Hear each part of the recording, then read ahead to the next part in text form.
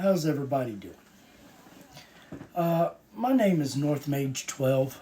Also, for the ones that have seen me in my live streams bowling, you also know me by Clifford Lumen. The first part of this video is I want to talk to people that actually are veterans, like 20 plus years in bowling. I want to hear your comments about what I'm going to talk about. The back part of the video is going to be for your new bowlers or bowlers that have been in for like maybe a year or two and people thinking they want to get into bowling. So let's go ahead and get into this. A lot of you know that I bowl league. Been live streaming it and all that all last winter and all that, and then I took this summer off. Now, the thing I'm going to get into is I was on the men's league for Wednesday Night Men's. It's a 5-man team. At the beginning of the season, I didn't have a problem with the team because we were sitting there, 5 men, didn't have no alternates, didn't have a problem. Then, about a month and a half in, the team captain decides, hey, you know what? I got this guy, he wants to join us. Okay, whatever. Well, low man out for the week. Now, I'm going to say this. I did not have a problem with it. What I had a problem with is the point that the person that was the alternate on the team does not know how to stay at the lanes. Let me make this clear. This is specifically for veterans. You all understand the USBC bylaw of delaying of a game, where a member of the team, one or the other team, decides to walk away, is gone for like 5-10 minutes, unless it's for the bathroom. It becomes unacceptable, and they can deem that frame a 0. I brought this today up to my team captain. Well, I told him how I felt about it. Oh, and, it does throw the rhythm off on the player behind that person. Whoever is bowling in behind the person that is taking like 5, 10, 15, 20 minutes because they want to go talk to somebody, that does mess the rhythm up of your next bowler. I was told that, it is not their fault that your rhythm is off or you're having a bad shot and all that. The USBC made that rule because they found out after surveying teams during the ABC era of the USBC, which was the beginning. And I'm going to say it this way so people understand this. The ABC was a segregated league. Pre-USBC times, bowling was a white-only league. That is why you have the TNBA. It was not called the TNBA league at that set time. TikTok would ban me for using the specific terminology for that league. So, I am not going to use that. That league was for, and I'm going to say it this way so it makes it actually easier. It was for POC only. People of color. The TNBA was for only people of color. The ABC was only for white people.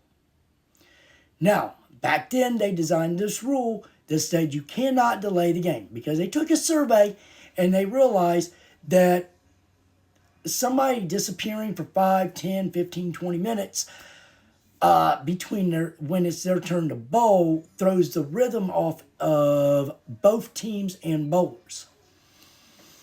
So they introduced a delay of game. Now, I've been dealing with this for 3 weeks now, and I've just finally had enough of it. And I said my piece to my team captain.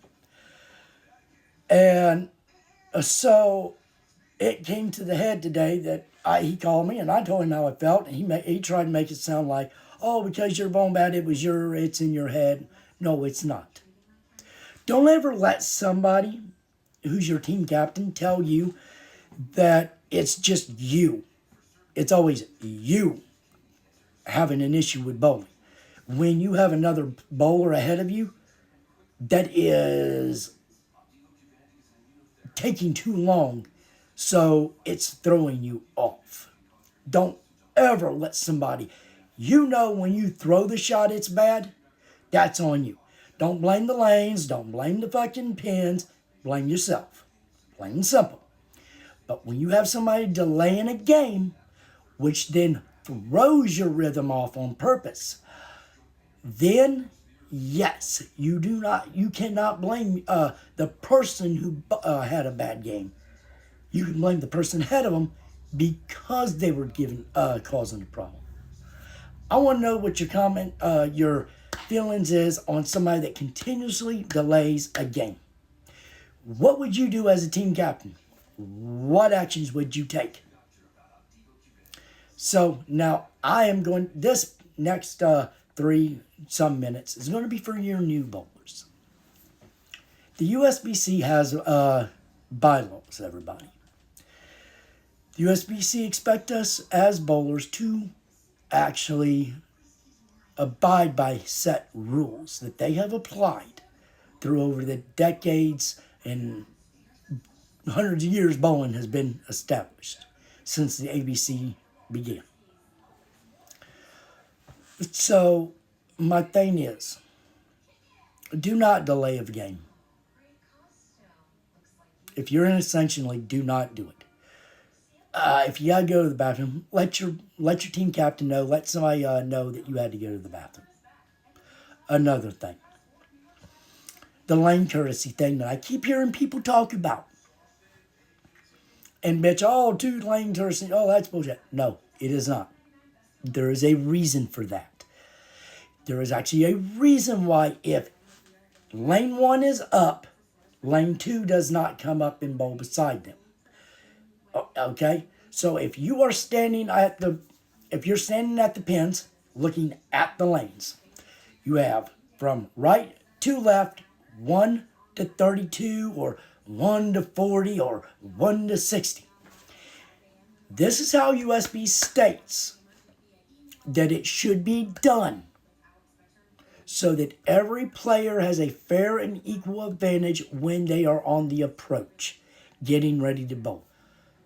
Mind you, delay of game does not affect it if they're on the approach and they're taking their time trying to mentally get themselves right. The lane courtesy part of the rules deals with if all, say you have 32 lanes. If all 32 lanes, one person stands up, everybody gets on the approach at the exact same time. Going from 1 to 32, all odd numbers stay. All even back off. It is every other lane. The reason for that is the USBC seen it as, because some bowlers, when they get done with a shot, they like to travel right or left into somebody else's lane. That is actually a problem. So, honestly, guys, look up your USBC rules and pay attention to them. It'll make you as a new bowler better, and you also understand equipment rules. Please, if you're going to be a team captain, follow the friggin' rules. I'm backing out of the dang league, and I'm enacting Rule 121, which is a withdrawal from my team. I'm done. I'm not going to have somebody not follow the rules. Peace, everybody.